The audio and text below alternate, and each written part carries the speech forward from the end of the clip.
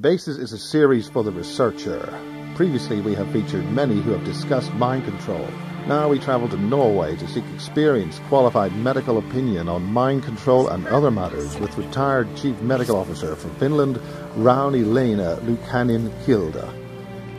We join Rauni in her home in Sund in southern Norway. 1982.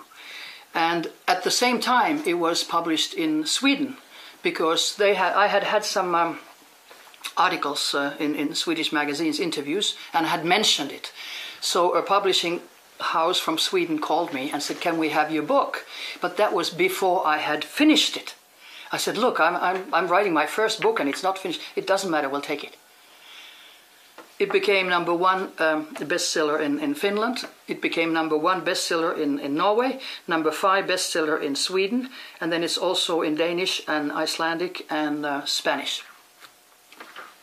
And a lot of discussion because of my background. I mean, come on, I was Chief Medical Officer of Lapland. They have their CIA doctors who have been even putting the psychiatric manual for DSM, Diagnostic Manual for Psychiatric Disorders. Our psychiatry professor at the University of Helsinki, who was also European Psychiatric Association's president, said personally to me, he's retired now, Kalle Akte, he said that we are not going to take that diagnostic statistical manual at use in Finland. I said, why not? He said, it doesn't fit into our culture. But that's the way they do it. And so it can be from neighboring house, if you live in an apartment house, from neighboring house or a neighboring room, from the air, or from wherever, even from satellites. And how can you defend yourself against satellites? Well, this is my article in internet, which I have not myself put into internet, but it's I counted 13 languages now, even right. Japanese, Russians, whatever. Is this based on lectures you've given elsewhere? Yeah, it's sort of it was the first publication in a medical journal ever in the world, in Spekula, Oulu University in northern Finland, medical club for the students and the medical doctors of North Finland. And this article was printed in their magazine. And it was interesting that already in 1874 in Ohio they put the first implants. Electrodes, they called them then. 1874. They were doing research in the Good Samaritan Hospital in Ohio. That's pretty startling. Yeah. It's been going on for a long time.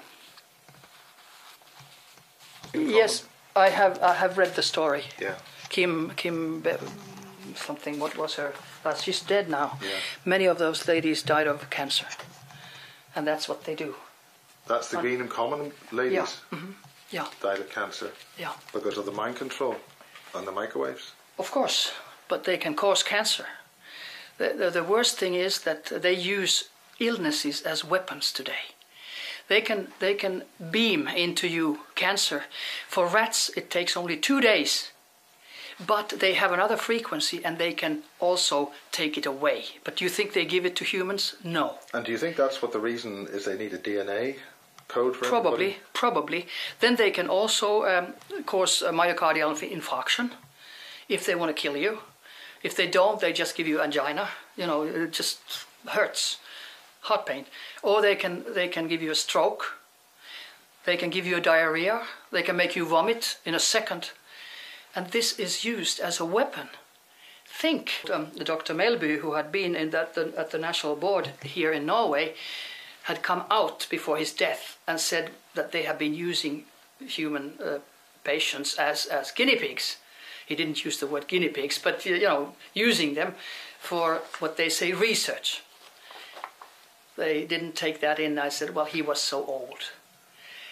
So that's again the official truth, is that nothing has happened, which is bad for patients, but unofficially a lot of things have happened. And right now, about a month ago, in the major newspaper Aftenposten was 2 pages of a 91-year-old medical doctor who said, yes, we have given malaria to people. We have done this and this and this, because we didn't know what to do with the patients in the mental institutes.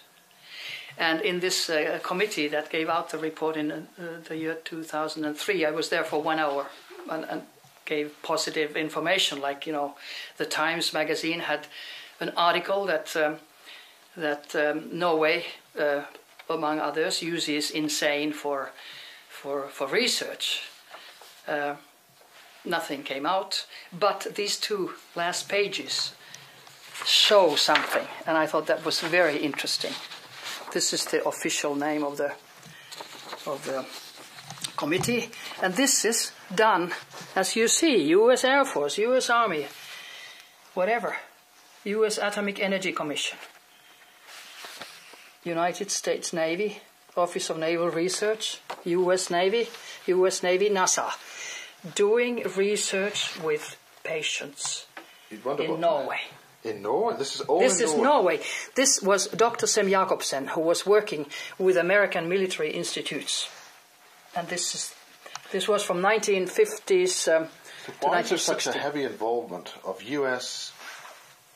I mentioned government? And Norway. And that is why do you think that Norway might be used as Exactly. Exactly, because it's been used like this previously. And in Scandinavia, people normally don't complain, very seldom. They don't complain if doctors do something bad. But in the USA, you know, you maybe have to pay $1 million or something. Well, so these Scandinavian countries are good for experimentation with US funding, as this is now absolutely shown. Even if this is old, 50s, 60s, but it shows that something has been doing, that they've done something. And officially, there's nothing, but these were the 2 large pages of the report. But the report concluded that nothing has happened.